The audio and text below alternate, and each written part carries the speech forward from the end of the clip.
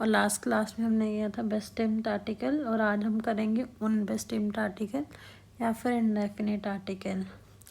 English में जो ए और एन होते हैं वह होते हैं हमारे इंडेफिनिट आर्टिकल्स।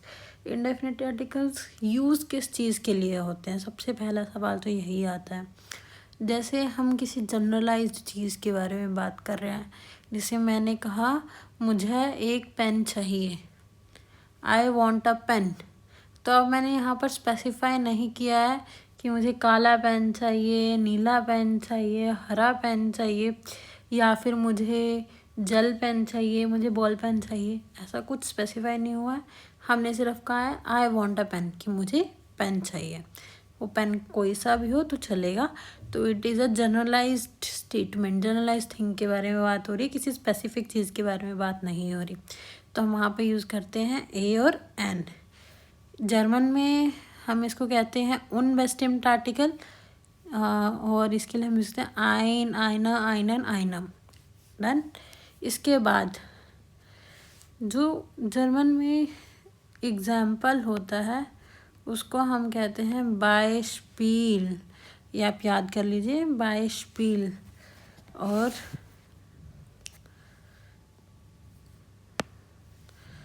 फॉर एग्जाम्पल को हम कहते हैं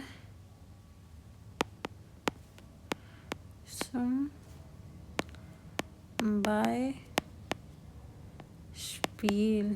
अगर आपको ये समझ नहीं आ रहा कि मैं इसके प्रोनाउंस ऐसे कर रही हूँ तो आपको मेरी रीडिंग रूल्स वाली वीडियो देखनी चाहिए, उसमें मैंने इसको एक्सप्लेन किया है। अब जर्मन में इसका कोई प्लूरल फॉर्म नहीं होता है, क्योंकि हम इसमें सिंगुलर चीज़ के बारे में ही बात करते हैं। जो ए और एन है वह भी सिंगुलर चीज़ों के लिए यूज़ होता है, तो प्लूरल में इसका कोई फॉर्म नहीं आएगा। तो प्लूरल में हमने क्रॉस लगा दिया।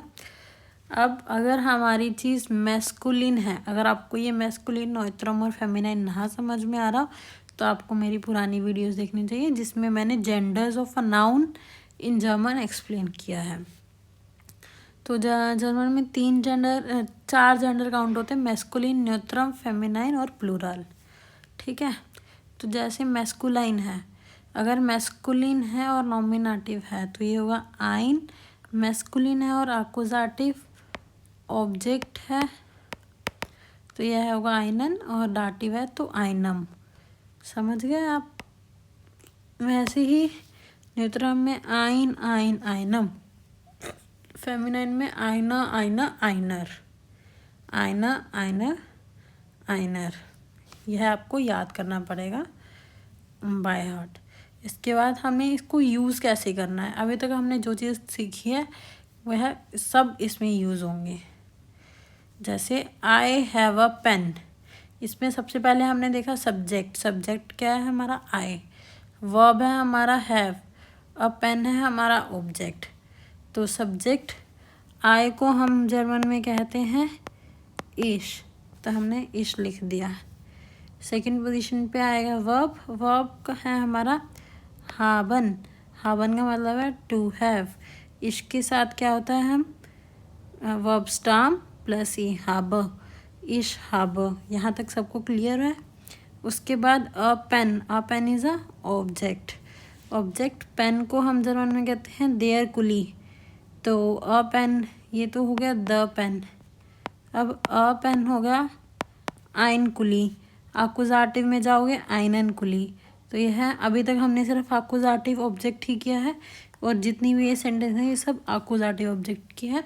तो आपको इसको एक बार आकुजाटिव ऑब्जेक्ट की फॉर्म में इश हाब आइनन कुली, ये हमारा सेंटेंस कंप्लीट हो गया। उसके बाद आ गया Ram buy a car. Ram ने कार खरीदी। राम इज सब्जेक्ट, तो हमने सब्जेक्ट को लिख दिया Ram. Buy, to buy is काउफन। काउफन है तो काउफ्ड। अ कार आइन आउटो, दास आउटो का आइन आउटो होगा। ठीक है, क्योंकि देखिए आप आकुजाटिव में भी सेम है और नॉमिनेटिव में, तो आकुजाटिव ऑब्जेक्ट वाला हमने पिक किया, आइन आउटो, आइन आउटो आ गया। शी ईट एन एप्पल, वह एप्पल खाती है। तो शी को हम जर्मन में कहते हैं जी, ये मैंने बता रखा है आपको पिछली वीडियोस में। Eat is as an is to eat, और जो हमारा एसन है वह है इर्रेगुलर वर्ब। तो एसन की जो कॉन्जुगेशन होती है वह होती है इश, ऐसा दू, ईस्ट, एरसरी, ईस्ट,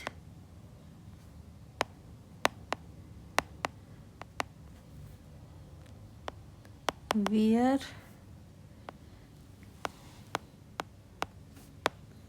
जीजी, एसन, एहर, ईस्ट।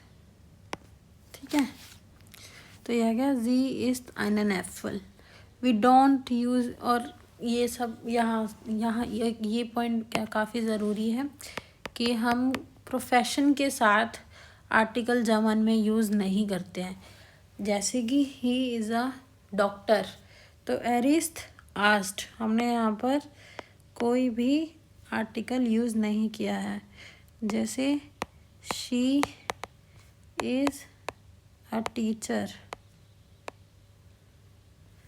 तो जी इस्ट लहरीन।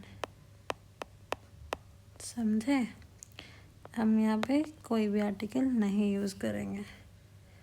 तो आज